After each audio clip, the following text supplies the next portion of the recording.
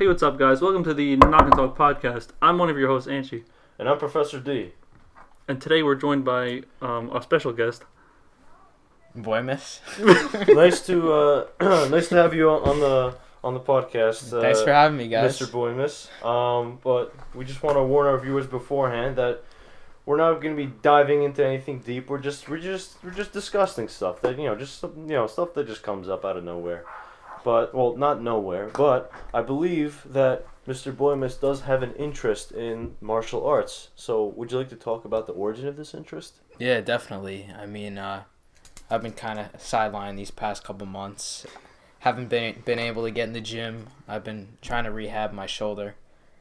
And while I'm sitting back, I mean, I turned the UFC on, you know? Okay. Yeah. And watching these guys fight, and I'm getting pretty frustrated because I'm just sitting on my couch, bro. Like, I'm not doing much. And Right. that's really where I first had the idea. Like, I really want to get active. I mean, I've always had kind of a closet interest in it, but I didn't really start taking it seriously until recently. But it's something I definitely want to pursue, and it's something I'll definitely have the time for. So. Well, I mean, it's something novel for me because I was never really involved in it much. I don't even know if are there any facilities? Like, do they have a lot of facilities for that kind of stuff? Like, practice martial arts with some other people. At least by where you are. Yeah, that's the thing. Like, on Staten Island, there really isn't a ton. But I was talking to my friend Tim. He does Taekwondo, so I figured he'd be a good person to start talking what he likes, like what he gets out of martial arts. But he let me know that there's actually a Muay Thai gym on Staten Island, and he definitely recommended that place as a place where I could go and just get a good start. Do you think you'll start over the summer when you come back? Yeah, definitely. Okay. But you're more focused on like the the physical exercise aspect, because some people, they go in it for having a sense of security, for like self-defense. And some people like discipline. Well, of course that too. Well, I mean, I think that would funnel into physical exercise, no? Exactly. I'm saying that's one reason why people do it. Yeah, how I definitely looked at it was two main reasons why I wanted to get into it. The first is obviously the physical benefits.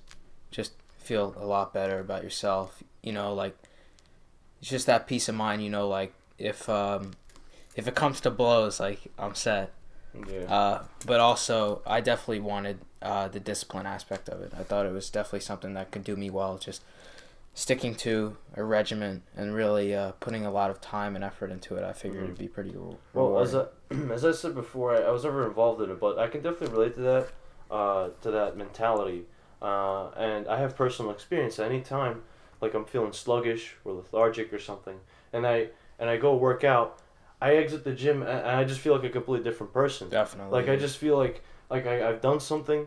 I've put myself through something, and I'm finally deserving of some kind of rest, or even the escape from some kind of hard exercise from the gym is a reward enough for me. And it's like I've put myself through this this hypothetical mountain climb, right? I was just gonna say, Definitely. I get a similar kind of feeling when we go hiking. Like, because I think with physical activity, it's the endorphins that are released. They make you feel good. So I think that's what it is. Well, But, and plus general productivity. And plus you're completing a goal. Because that's our inherent nature. I mean, people are supposed to do stuff. We're supposed to go out and like accomplish something. So what do we gain when we're sitting on the couch the whole entire day? Exactly. Yeah. Also, I believe there's another really famous. Okay, you know what I'm talking about, Mr. Joe Rogan. Isn't he involved in martial arts? And he's involved in the UFC, yeah. He Yeah. What does he do? Not narrates. Hosts or whatever. He does the talking. Well, like the announcement, and not Yeah, the yeah, no, he's an announcer. Yeah. Yeah. But was he ever like an actual UFC fighter? I don't know UFC, but he definitely does and has done mixed martial arts, and he's competed. Well, I don't know. I mean, he's I don't know if you like, from what I know from him, he's in his 50s, 40s. Yeah, maybe 49 or 50. I mean, he looks pretty healthy to me. So Yeah. I think Joe Rogan's a pretty good example of if you dedicate yourself to some kind of sport or something, like, for example, martial arts. Even though I don't think it's as popular as basketball or football. But okay, so he's 52 years old. Yeah. Right. Yeah. I think he's pretty healthy for for his age. Oh yeah, absolutely. He's well, not to get too much into Joe Rogan, but he's touring right now. Mm-hmm. So on the 3rd, he's coming near us. So I want to go see him Oh, on the 3rd of October. Yeah. How much does it cost money to go see him? Yeah, of course. The tickets. I think it's at Madison Square Garden or something like that. But the tickets are like $55. What? I think. Okay. You see, I don't know. I just Check. like I get it. He wants to make money, but like really, $55 just to hear a guy speak. Yeah. Oh, yeah, right. We're gonna go see him be a comedian, not fight. You told me you want to get into some other things. One of them is skateboarding. Oh, definitely. Okay, what attracts you about skateboarding? Honestly, it sounds pretty simple, but it really just looks like a lot of fun. Plus, you look cool doing it. Yeah. It is a lot of fun. It's pretty easily accessible. I mean, a board's like depends where you buy it, but it's around $100. I mean, it's something that's pretty easy to pick up. There's not really a lot of barriers, and you kind of take it at your own pace. So. Oh, okay. Correction. 2 tickets are $55. They're around $57. I'm looking at the online. Whoa, wait, hold on. It's actually 2 tickets. 2 tickets for $55, and each ticket is $57. Okay, I got it wrong again. Taking a closer look, it's 57 each. Okay, so all right. So I got it 2 right. tickets is a lot of money. Yeah, so that'd be like over 100, no matter where you sit. Joe Rogan, if you're listening, and I know you are listening to every one of our episodes, come on, buddy. What's with the prices? Come on, bump them down. What's the deal? Capital, bro. Anyway, okay, yeah. So I skateboard. It's actually it's a lot of fun. It's cool to get around different places. If the streets are smooth. I can't do any tricks, but I can go pretty fast. I feel like. And definitely, if you get into it, we'll definitely go around. I'll show you all the spots. Yeah, for sure. That could be cool. Well, I mean, you see, I was thinking about it too. I gave it a few thoughts, but nothing serious. But I don't feel like I'm made for it. Like I just have. I know you don't want to hurt your ankle. Well, I mean that, but also I'd say I have a pretty bad balance. Well, my balance is shit. I can't. Yeah, me too, I can't ride a bike. Yeah. Oh, really? So looks like you guys are more willing than me. I'm the odd guy out then. But like, how much does like a normal board cost? He said 100. Oh, 100. I guess. Yeah. I missed it. Really? I mean, I thought it'd be less. I mean, just like a thin piece of wood. It's yeah, not. you figure, but thin piece of special wood. It's not Special makes it $100. it's all all the like parts. like all the little like added stuff that you gotta, like the grip tape and the All right. wheels. And I might just have a negative association with skateboards because when I was like 4 or something, I fell off a skateboard when trying it. So I guess that kind of stuck with me. But I'm pretty hesitant to approach it since. Or you have skateboard aversion. Alright, anyway. I think I should go to a therapist for that. I think it's pretty serious. Hey guys, check out episode number 3, bro. Alright, so okay. Okay, so cool. Skateboarding. Let me know if you get into that. That'd definitely, be bro, definitely. cool. Around where you go to school, is there a lot of places to skateboard, or you feel like you have to do it when you come back? That's what I'm saying. Is like that's why I go to school in Boston, and that's the good part about going to school in an urban area. There's plenty of skate parks around, and even on campus, just getting around campus, it's definitely very easy to pick it up. So that definitely factored into why I wanted to. That would be perfect. Yeah, well, here we don't have a lot of stuff. We have I think what is it called, 50/50 skate park and In somewhere like up Stapleton. yeah, somewhere. Yeah, I haven't heard good things about that. Yeah. But, yeah, so there are 2 skate parks, I think. That one is indoors, the 50/50. There's another one actually by the beach. Oh, okay. Yeah, I think I know what you're talking about. But it's not like, but that's outdoors. It's just like there's a bunch of rails and stuff you could do tricks on. But I have no reason to go there because I can't do any tricks. But. But what's like the? I'm obviously, as I said before, I'm not a skateboarder. So like, what's the first trick you learn when you're a skateboarder? Like, maybe an ollie. It's not the easiest, but wait, what's that? An ollie is when you jump with the board. Oh, I don't. So when you jump, like the board stays on your feet, but like, yes, it goes with, in the air. I don't get how people fucking do that. It's hard, but a lot of people learn that one first because once you learn the ollie, you can learn variations and like new tricks that involve jumping or involve the ollie. I actually used to do some scooter tricks, but that really? was like like years and years ago. I don't know. I think I was able to do like a 90, and I think I was close to 180. I don't know, something like that. But like, I Yeah. obviously wasn't serious about it. It was just some old like razor scooter I found nearby, and then I kind of like did a few tricks on it for a few days, and then someone just took it. I don't know why. It was kind of like a rusty piece of crap in the first place. It's like, really?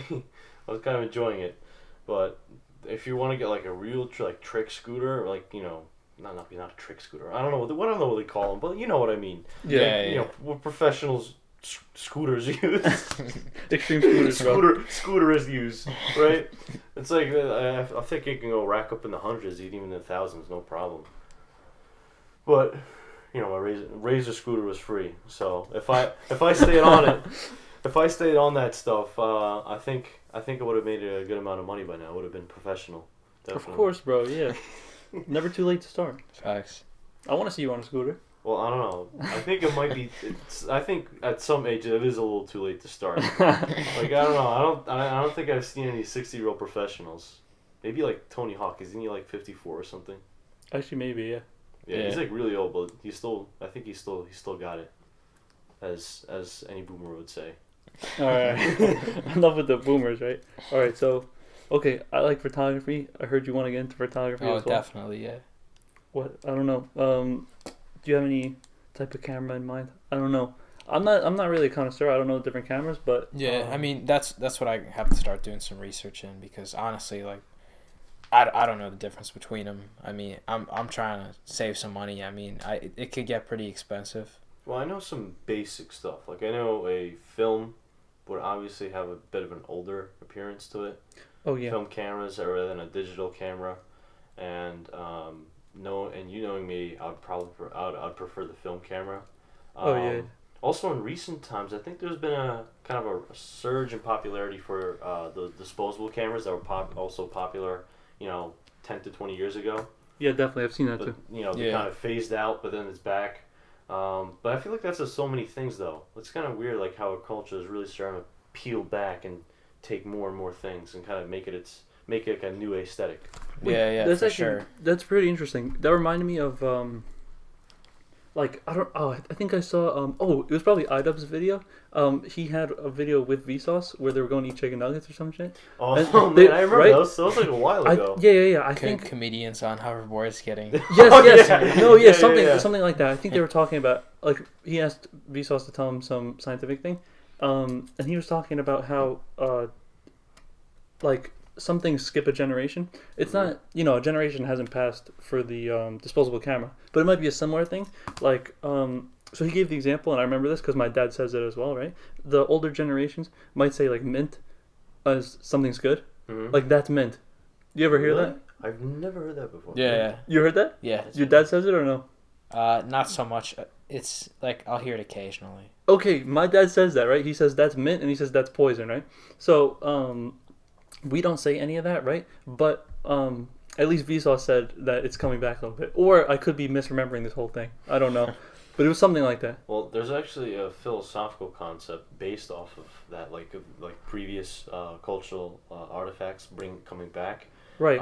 It's called it's spelled out like hauntology, like as in haunting, like a ghost haunting. Oh, I right? think you told me about this. Yeah, but I think it's pronounced ontology. Like you kind of skip out the H. Okay.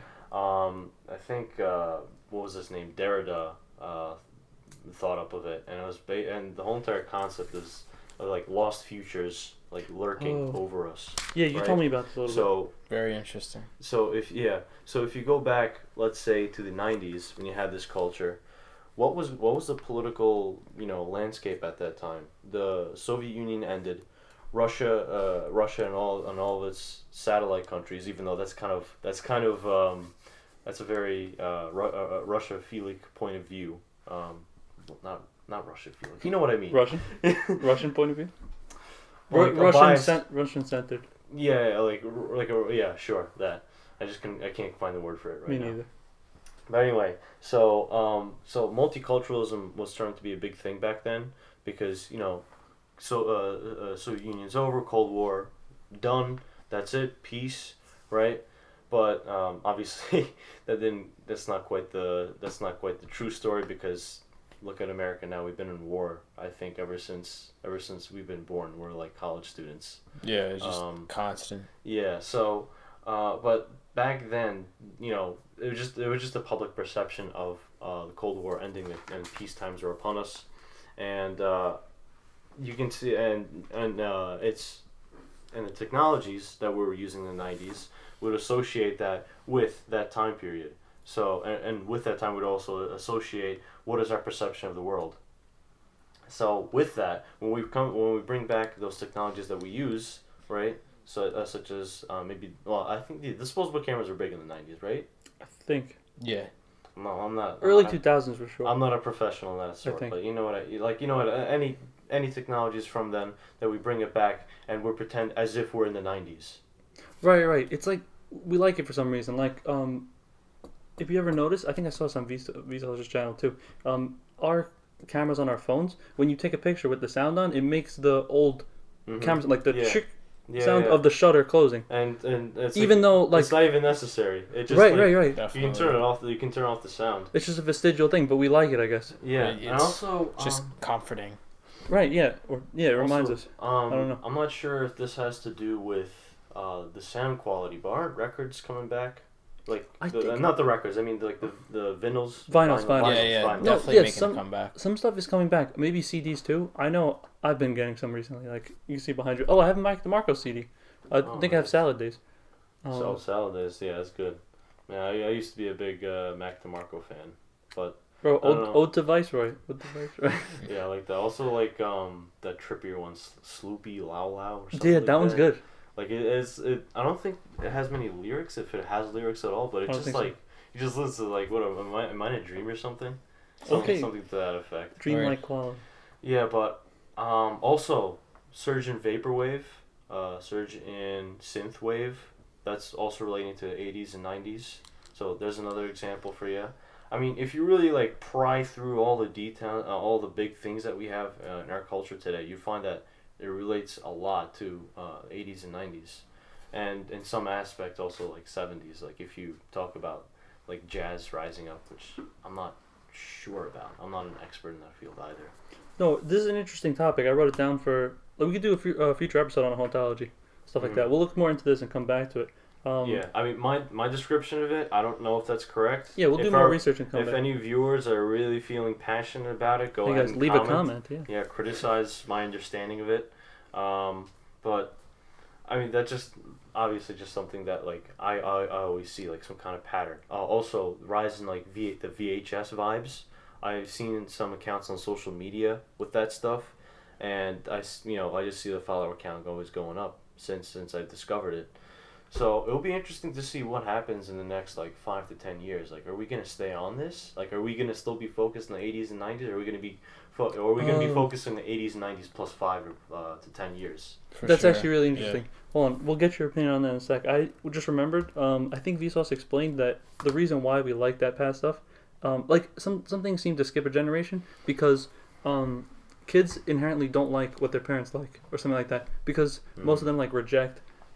That or they're too desensitized to it. Turn. Yeah. Remember from the psychology episode? Yes. But think about that, right? And then what happens by the third generation? Like the first generation, right? They have something they like a lot, or some. Maybe he was talking about architecture or something, but they have some kind of style they like. The next generation does something opposite because they don't want to be like their parents, right? Something opposite, right? Then the next generation after that does something opposite, which is really the same as the first one. Mm-hmm. You see what I'm saying? So it comes back in a cyclical type of way. All right. So do you have any opinion on this type of thing? I was just thinking about like where the appeal for this kind of stuff really comes from, and obviously I'm no expert. I can only venture to guess. It's definitely could be the escapist like aspect of it. I like that. Yeah, just because it's both familiar yet it's completely foreign.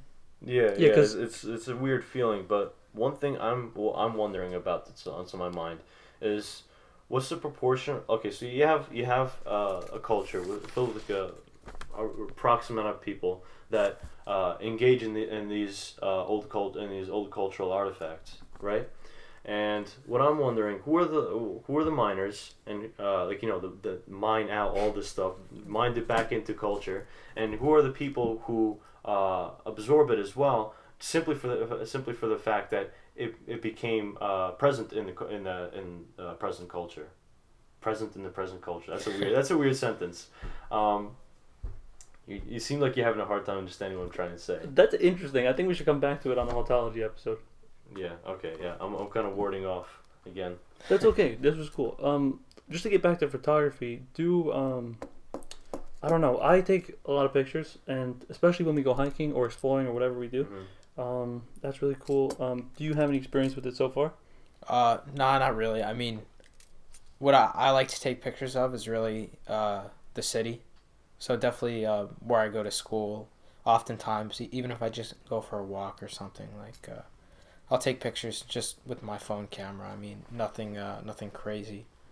Yeah, I like doing that too, and it's funny, but you can capture so much information from one picture. Yeah. But like, you know, us in our as irrational beings, we can watch an hour-long video with so many details, and we'd skip 90% of it. But you know, if we really study just one picture, which, you know, as that famous saying goes, well, what is it, like a Picture's worth 1,000 words. Yeah, exactly. I think we really can capture hundreds of thousands of words. Definitely. Okay, that's yeah. very interesting. Anything else before we wrap up? Yeah, I kind of reminded myself of something else I was interested in when I said what I was interested in. So if you ever sit down, right? Okay, like I go to school in New York City, right? So I can be Manhattan, right? I'm in between classes. I want to sit down for a little while and just, you know, watch people go by on the sidewalks, and you know, it's amazing how much information you can capture from you know, a few seconds of looking at the person.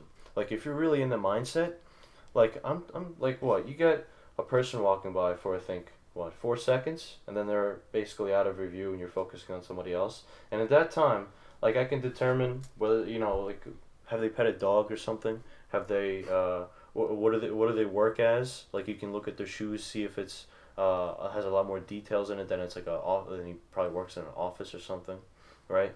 And look at their attire, like basic stuff. But once you really start to dig in, you start seeing all these little details that really stick out that before were really subtle. So to the viewers, next time you're in the city or some kind of populated area, just try to do that. Sit down, just focus, just look at the people passing by, and I tell you, like, this moment clicks, and all of a sudden you start analyzing people so deeply, like, and it's just like, and it feels natural to you. So that's my advice. It's a really fun activity, but obviously don't stalk people, just for a few seconds. Okay. Yes, the podcast does not endorse stalking. Yeah, we personally are anti-stalking. We think it's bad. Just to get that clear. It may be a little bit controversial. But... Yeah, it might be a little controversial. Like, well, I mean, we got a lot of controversial stuff. Like, supposedly we live in a society. I don't know. Do we even live in an economy? I don't know. I don't know. All right, we would have to read more to find that out. Definitely. Yeah. We need to people watch more to figure that one out. Yeah. Oh, but if our viewers have any strong opinions about that, like, do we live in one? Do we not live in one? Comment. We need your input. We need more perspectives. We're hungry for more perspectives. Subscribe if you live in a society. Yes. And follow Friendly Bookshelf on Instagram. Yes. Thank you. And I guess we could wrap it up here. Do you have any final thoughts? No, I just want to thank you guys for having me on the podcast. Oh, no problem. It was a pleasure. We'd love to have you back another time. Yeah, for sure. So to our viewers, thank you for listening, and tune in on the next episode. Bye-bye.